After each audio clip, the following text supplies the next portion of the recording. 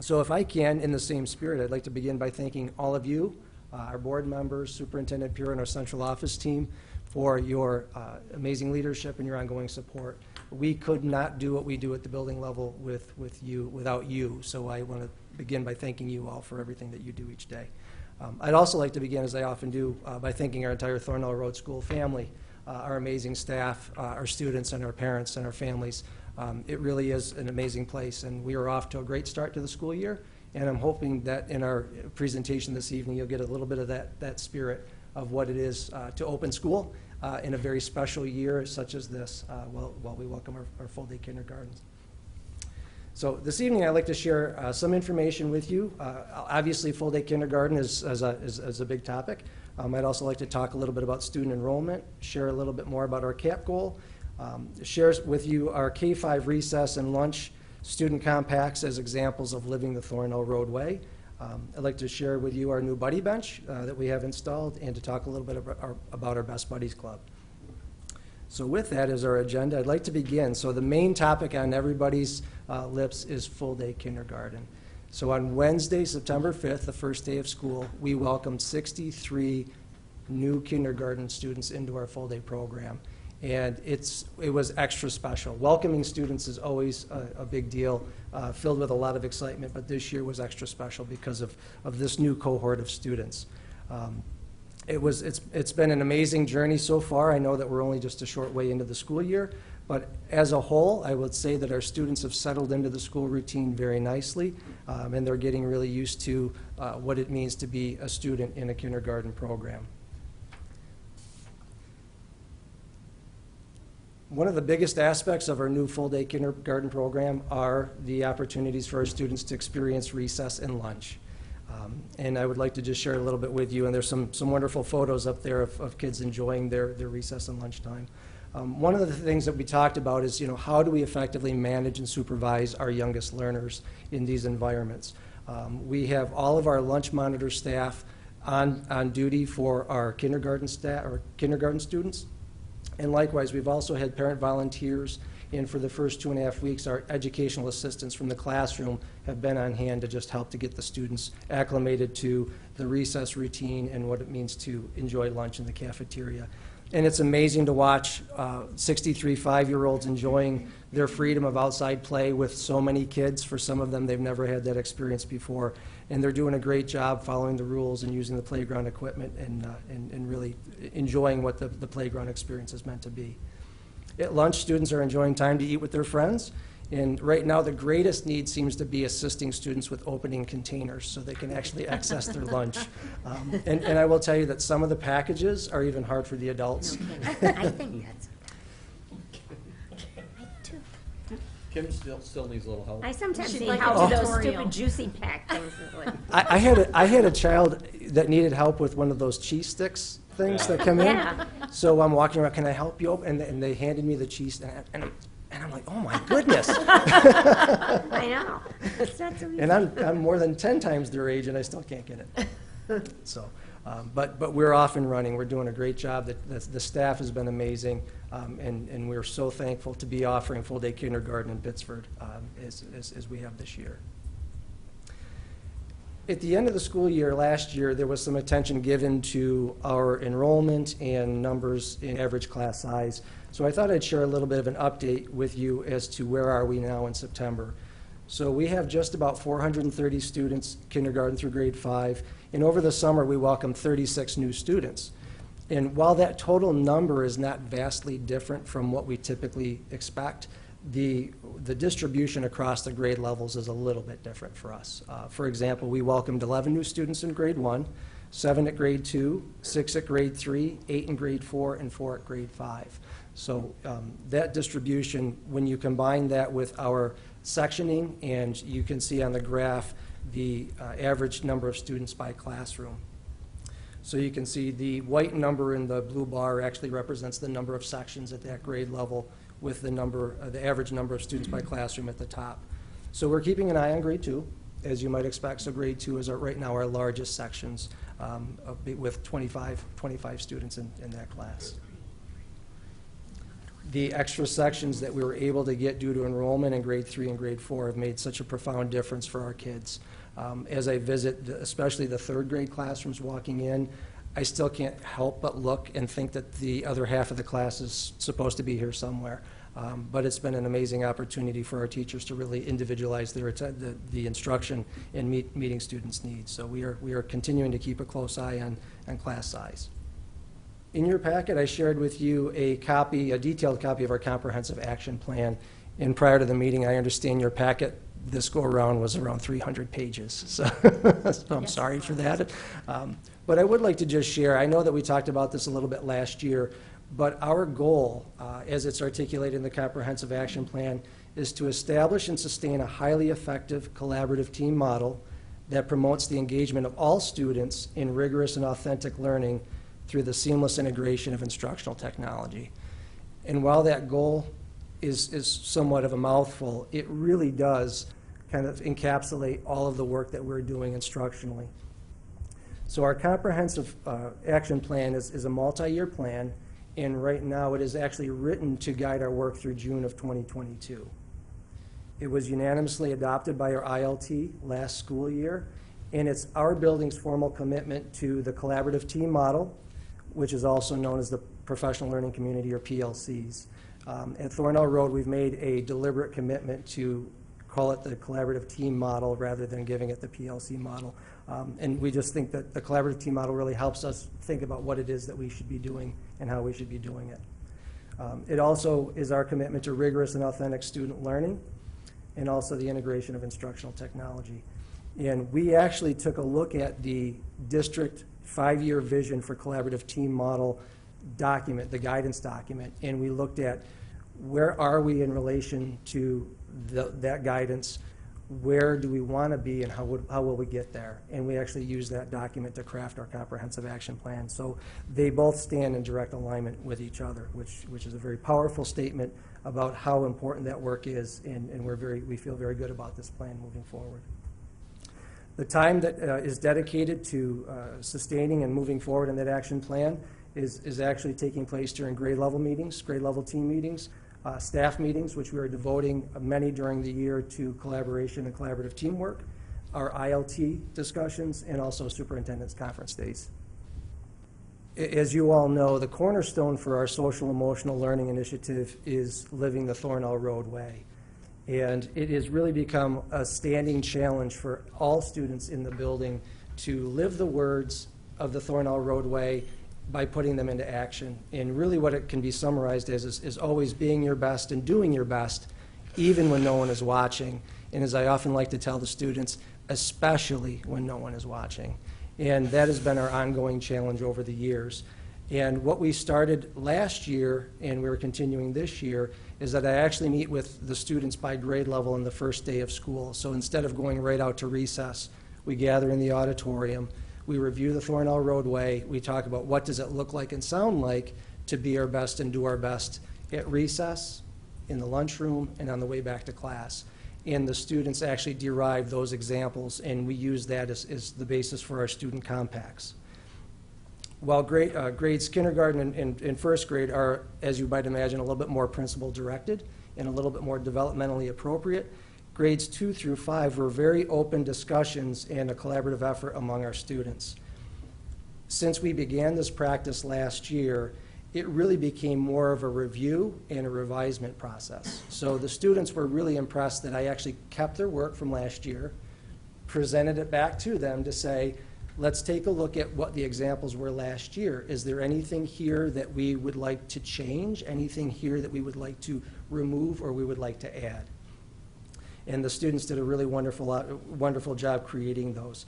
In your packets, I included a copy from each grade level, and actually those have become posters, which are in the photos on the slide, that hang in our cafeteria for the students to refer back to and to have our staff refer back to them as needed.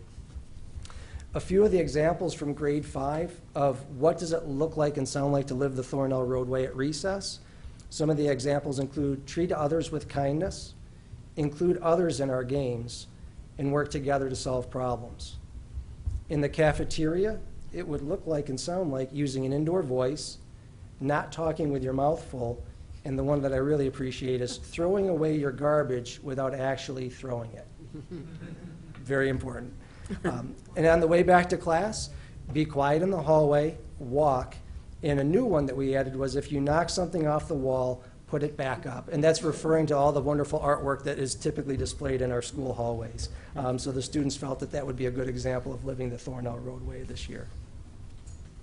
So a new addition in our playground area is a buddy bench. And I know the other schools have started this tradition, and we're very pleased to be part of that this year.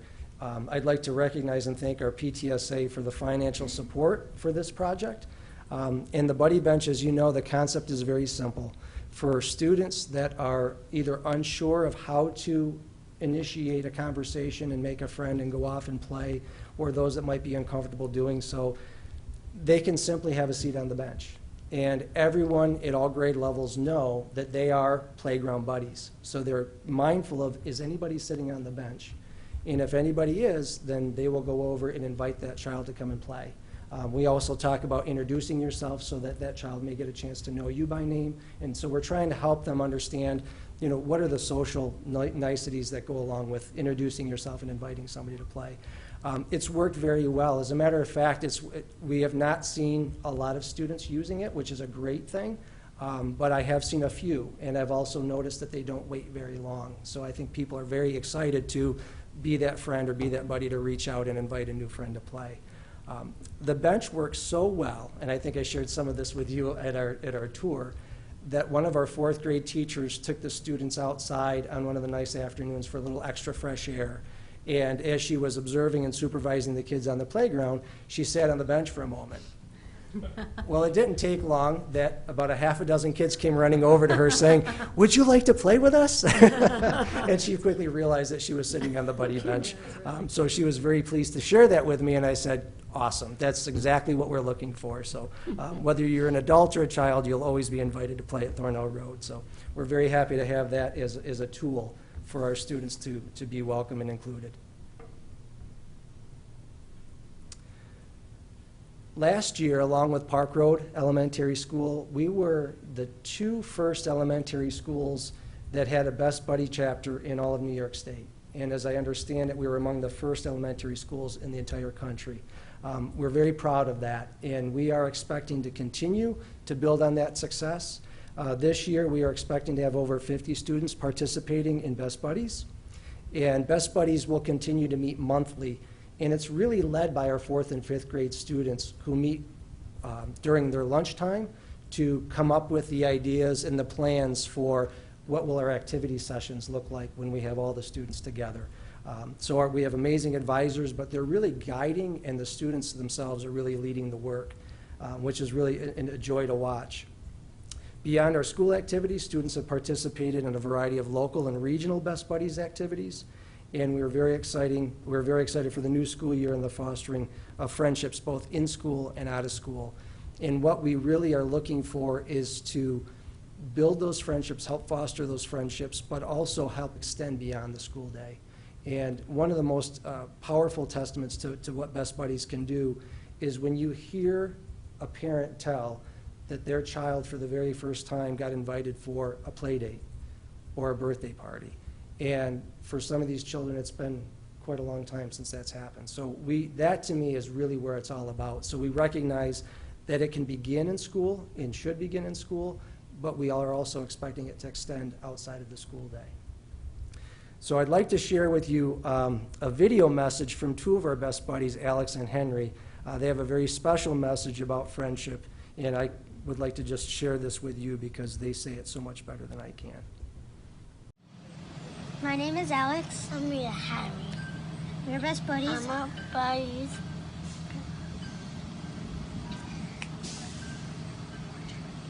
I like Henry because he's really kind and sweet and gives the best hugs, and I like Best Buddies, and I do Best Buddies because we get to hang out with kids we don't usually see during the school day. So whenever I give Henry a hug, he like makes me much more happy. And these two very special students actually have helped to advance the campaign of Best Buddies, not only at the Rochester level, but also at the state and national level. So they're recognized for their sincerity and their genuine friendship, which really speaks volumes when you see these two together. So I'd love to thank, publicly acknowledge and thank our advisors, Laura Delavilla and Megan Hurley, as well as Lindsay Jewett, Luke Massey, and a new addition to the Best Buddies staff, Kelly Gardner, for all of their enthusiasm, collaboration, and leadership and support of our students and their friendship. So we're off and running, and it is a joy. So feel free. I would be very glad to share the meeting dates with you, that if you ever wanted to stop over and see, the great things in action, we'd love to have you do that. So I guess it's become a little bit of a tradition that I will often take a few moments just to highlight the wonderful artwork that we have displayed here. I value all of the art instruction and the great work that the kids do. So we have wonderful artwork displayed around us, and I'd like to just share with you a little bit about what went into the creation. I've got photos on the slide there where you can follow along, and obviously the real examples are around the room. So starting with the photo at the 12 o'clock position, these are our kindergarten and first grade artists. They listened to the poem 8 Balloons by Shel Silverstein, and each student picked one balloon and illustrated its pop using markers. So they had a chance to create their own illustration of what it would look like when the balloon popped. And if you're not familiar with the poem, it talks about balloons popping in different ways and different aspects. Each second grade artist created a get-to-know-you sculpture using folded paper. And the colored construction paper actually tells a little bit about each student. So here's an example of some of the directions. If your first name has an E in it, use a blue spiral. If you love to read, create a yellow arch. If you're missing a tooth, use a green zigzag for each tooth. And if you look at the photos, you can see that there are some examples up there. And if you are familiar with second grade development, you know that their lost teeth is kind of it's the perennial issue. Our third grade artists, actually the artwork is right behind you. They studied Mexican folk art cutouts that have been created from the bark of the amate tree. And then students then designed their own cutouts using construction paper in a traditional style. Our fourth grade artists put together a grade level puzzle. So each student received a blank puzzle piece, and then they decorated it with items or symbols that reflect who they are. And they were also all put together, kind of representing the fact that while we all have similarities and differences, we all fit together, and we make a beautiful mosaic. Our fifth graders were given a creativity challenge. So they were given the task of turning a toilet paper roll into an object. And what could that toilet paper roll become? Would it be decorative? Would it be utilitarian? Or would it be a combination of both? So it really was an exercise in creativity using a found object. And on the last slide, it's entitled Being Our Best and Doing Our Best. I'd like to just highlight a few things. So just before arriving this evening, I had the privilege of joining our school nurse teacher, Teresa Latuca, at an award ceremony. And she was recognized as an outstanding educator in the 55th New York State Senate District by Senator Rich Funke. And she is actually pictured here with one of our students in the top center of that slide. Mrs. Latuca is the third teacher in 3 years from Thornell Road to be recognized by Senator Funke, and I offer my congratulations to her.